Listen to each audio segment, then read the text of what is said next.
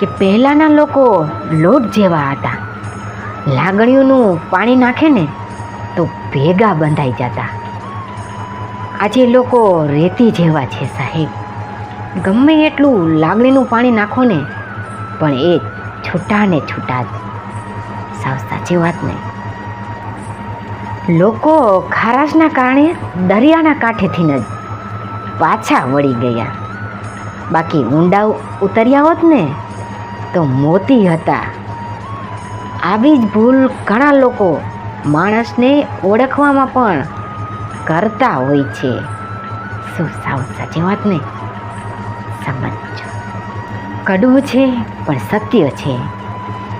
જેટલા ઘર આજ સુધીમાં આગ અને બોમ્બ બ્લાસ્ટથી નથી સળગ્યા ને એટલા જ ઘર કોઈના કાન ફૂંકવાથી સળગ્યા છે.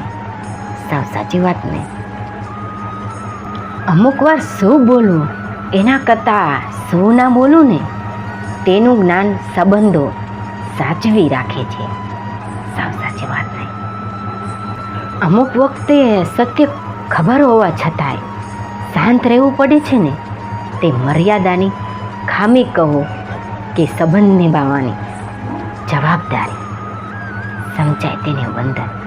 સાચી વાત નહીં.